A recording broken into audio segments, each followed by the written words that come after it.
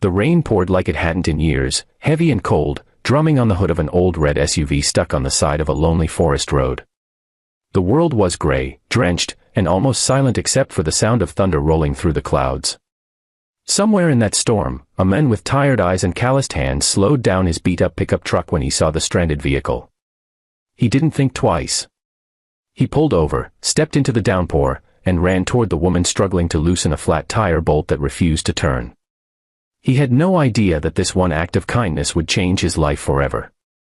He didn't know that the woman he was helping wasn't just anyone, she was the judge who held his fate in her hands.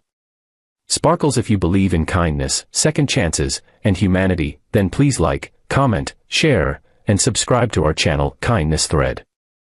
It truly helps us keep spreading stories that touch the heart and remind us that one good deed can change everything. The man's name was Daniel Carter, a 36-year-old single dad trying to survive life one day at a time. His jeans were worn, his boots soaked, and his heart heavy with the weight of unpaid bills and court dates that seemed to never end. Once, he had everything, a happy marriage, a small carpentry business, and a home filled with laughter. But life had its storms too. His wife, Emily, passed away suddenly 3 years ago, leaving him with their 6-year-old daughter, Lily. Since then, Daniel had been fighting to keep custody of his little girl after a bitter legal battle with his late wife's wealthy parents. Every court appearance drained him a little more. He wasn't perfect, he had lost his temper once, shouted at a social worker, and that was enough for the court to question his stability as a father. That afternoon, Daniel was returning from another failed job interview when he saw the stranded car. The woman standing beside it was dressed in a red business dress, soaked to her skin, her hair sticking to her face as she tried to use a wrench she clearly didn't know how to handle. Without a word, Daniel took it gently from her hand and crouched down beside the wheel. The rain stung his face, but he didn't stop until the job was done. The woman watched him silently, her eyes softening as she saw the quiet determination in his movements. When the spare tire was finally fixed, Daniel simply nodded and stood up, wiping his hands on his wet jeans. The woman thanked him, but he just smiled faintly and said it was nothing. She noticed his old truck, the child's drawing taped to the dashboard, and the car seat behind the passenger side. "Your daughter?" she asked softly.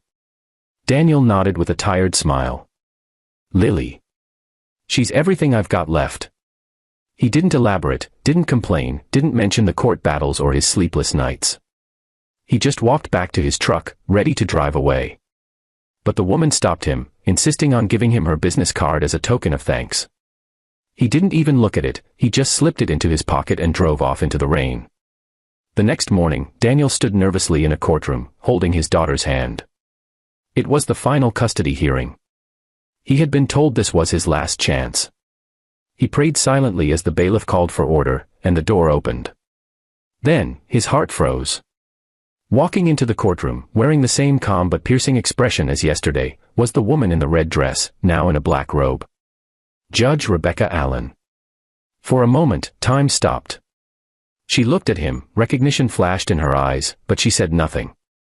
Professional, composed, unreadable. Daniel's heart pounded. He realized that the woman he had helped on that stormy road was the same person who would now decide whether he got to keep his daughter or lose her forever. As the hearing began, the opposing lawyer painted Daniel as an unstable, struggling man unfit to raise a child alone. He listed his debts, his failed business, and his lack of a stable home. Daniel sat there, every word cutting deeper than the last. When it was his turn to speak, his voice trembled but stayed honest. He didn't try to defend himself as perfect. He just said, "I may not have much, but my daughter has my heart. I tuck her in every night, I pack her lunch every morning, and I work every job I can find to give her a future. I can't give her luxury, but I can give her love, and I'll never stop trying." Judge Rebecca listened carefully, her eyes never leaving his face. She remembered how he had spoken to her the day before, no arrogance, no expectation of reward. Just simple kindness in the middle of his own storm. She remembered how he had smiled through exhaustion, how his truck had been falling apart yet carried a drawing made by his daughter that said, "Daddy is my hero." Something inside her softened, but she didn't let it show. She called for a short recess and left the courtroom. As she stood alone in her chambers, rain tapping gently on the window, she thought about how easy it was to judge a man by his mistakes instead of his efforts. She herself had been through a divorce years ago, had seen how the system sometimes overlooked the quiet warriors, the single parents who gave everything for their children. When she returned to the bench, the room was silent. Her ruling came slowly, carefully, but with warmth hidden in her words. "Mr. Carter," she said, "you may not have wealth, but what you have shown is love, responsibility, and perseverance. The court finds that Lily Carter will remain in your custody." Daniel's knees almost gave way. He looked at her, speechless, tears mixing with the faint smile trembling on his lips. The gavel struck once, but for him, it sounded like the heartbeat of hope. Outside the courthouse, the rain had stopped. The clouds were breaking apart, sunlight spilling through. Judge Rebecca stepped outside a few minutes later and found Daniel waiting, not to talk about the case, but simply to thank her. She didn't reveal anything about the previous day's encounter, she didn't need to. They both knew that sometimes life tests people in ways no courtroom ever could. She smiled, wished him luck, and watched him lift his daughter into his arms. Little Lily waved at her, her small voice echoing, "Thank you, lady," before Daniel carried her toward the truck. That evening, Daniel sat at the kitchen table, watching his daughter draw another picture. This one was of a man helping a woman beside a red car in the rain. She titled it, "Daddy Helps People." He smiled quietly, realizing how life had come full circle, how a single moment of compassion had saved not just his soul, but his future. Red Heart, if this story touched your heart, please take a moment to like, share, and subscribe to Kindness Thread. Every click helps us share more stories of hope, humanity, and the power of simple kindness. And before you go, speech balloon comment below, do you believe one act of kindness can change someone's life forever? As Daniel turned off the light that night, holding Lily close, he looked out at the stars peeking through the clearing sky. The rain had washed away more than just the dirt on the road, it had washed away his despair, his fear, and his loneliness. For the first time in years, he whispered a quiet prayer of gratitude, not for what he received, but for the chance to give, even when he had nothing left.